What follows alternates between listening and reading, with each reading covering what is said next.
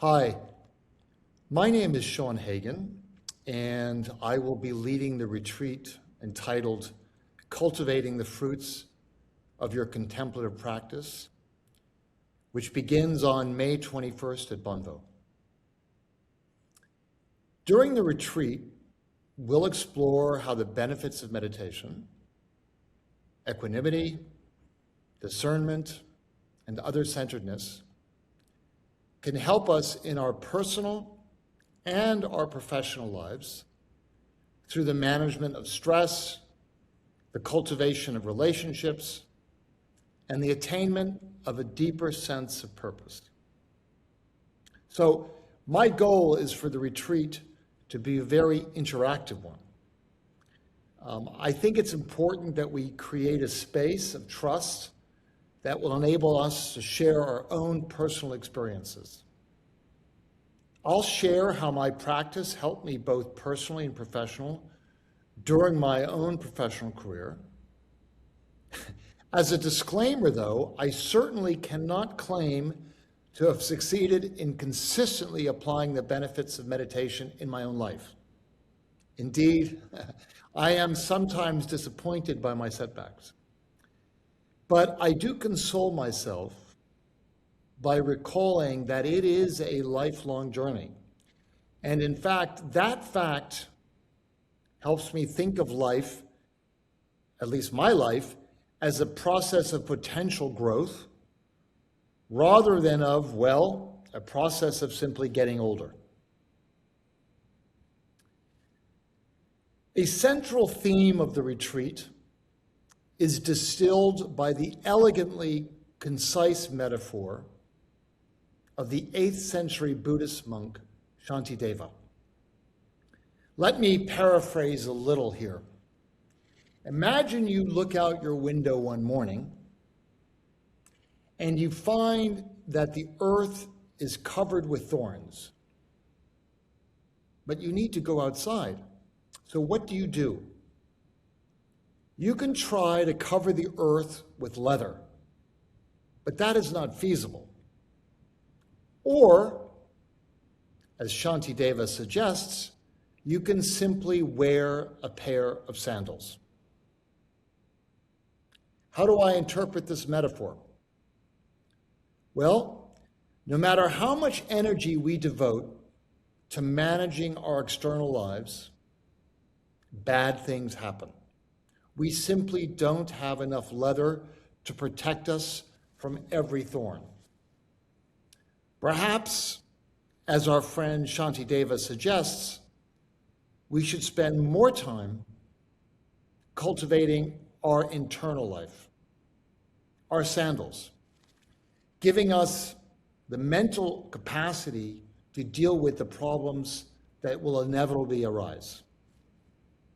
So, fast forward 13 centuries, and another Buddhist monk, His Holiness the Dalai Lama, whom you all know, extends this insight in a very important respect. Giving greater priority to our internal life not only helps us address the day-to-day challenges that life throws at us, it can also help us deal with the internal demons that we ourselves generate. The afflictive emotions, as he describes them, such as anxiety, fear, anger, that can make us feel miserable no matter how beautiful the beach is that we're lying on.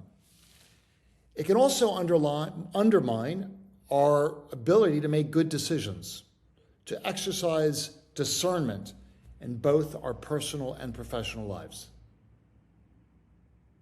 So, how do we cultivate this inner life? As we will discuss in the retreat, it is an experiential rather than an intellectual process. Indeed, the practice of meditation followed by most spiritual traditions involves bringing our mind to stillness. A simple idea, but very difficult to achieve, as you will find out. We close our eyes and we find ourselves assaulted by our thoughts. But the idea is to let them come and go without engaging them, or rather, without letting them engage us. And as we do so, we experience something both obvious and profound. We are not our thoughts. We are not our emotions. We are something bigger and, well, better. As is explained in the Upanishads, the great Indian text, we experience the self. And it is this experience of separation between ourself on the one hand and our thoughts and emotions on the other that can be, using Shantideva's metaphor, the sandal that protects us from the thorns. What do I mean by this? Well, as we will explore in the seminar, the experience of separation and detachment provides us with the equanimity to manage our reactions to the inevitable ups and downs of life. As we are confronted with events and emotional reactions to them outside of meditation, we learn to do what we do in meditation. We observe without engaging. In doing so, our anxieties, our fear, our anger loses its grip on us. These emotions lose their power. And it's really important to emphasize that this equanimity not only helps us manage stress. During the seminar, we will also explore that it enhances our ability to make wise decisions, to exercise discernment in both our personal and professional lives. Often our emotions and our attachment to the ego cloud our judgment. We imagine things that are not real, and we actually ignore things that are real.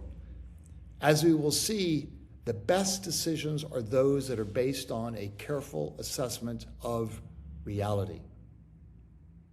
Now, in some respects, our contemplative practice provides us with a gift that is much more profound than that of self-awareness and self-management. As we achieve greater equanimity, we find ourselves with the space to place our attention on others. And during this seminar, we will explore how this growing capacity to exercise other-centeredness can deepen our personal and professional relationships. It can also help us develop a greater sense of purpose as we experience how our own well-being can be enhanced by approaching life, both professionally and personally, as an expression of service. Perhaps the ultimate benefit of our contemplative practice, which in many ways builds on the benefits that I've mentioned, self-awareness, other-centeredness, is that it enriches our personal lives. This is powerfully expressed by John Main, the founder of our community, when he explains how the three elements, self-awareness, other-centeredness, and our relationship with the divine are all related and are revealed through meditation. Let me quote him. "The inner journey is a way of union. First, it restores us to ourselves. Then, as our personal fulfillment is found beyond ourselves, it unites us with others. And then, as union with others opens up the heart of love to us, it unites us with God."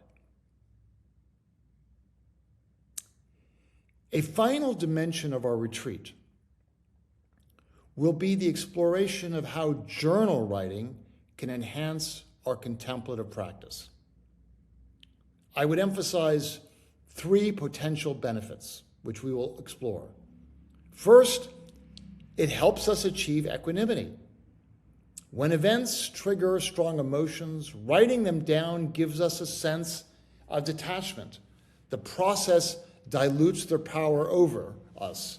We move the emotions from our heads to the paper. Second, if you're like me, meditation can sometimes deliver insights about ourselves and our environment.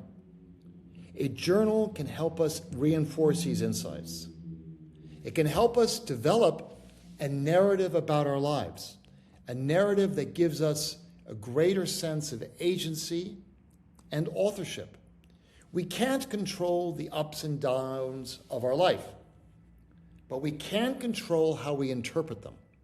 And in doing so, we give ourselves a sense of control, which also gives us a sense of well-being. And finally, a journal can help us work through difficult decisions. What do I mean by that? Well, when confronted with a complex choice, we are uncertain.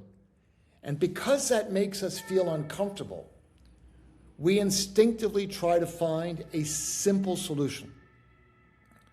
But it may not be the correct one, especially if we have jumped for a solution without assessing all aspects of the problem. Einstein once said that if he was given 1 hour to solve a complex problem, he would spend 55 minutes studying the problem and 5 minutes designing a solution. A journal can help us feel more comfortable living with and dealing with the complexity and nuance of life. So, let me conclude. I think the key objective of both our contemplative practice and our journal writing is that both help us develop a greater sense of interiority, a greater capacity to listen to ourselves, to know ourselves. And I guess this is an apparent contradiction, or as the koan, as the Zen Buddhists say, although both practices, our meditation and our journal writing, involve an internal journey, a personal journey, they are journeys that truly benefit other people, inasmuch as they enable us to place our attention on others and to be sensitive to their needs and who they really are, rather than as we would like them to be. In short, it expands our capacity to exercise compassion. I very much look forward to taking this journey with you.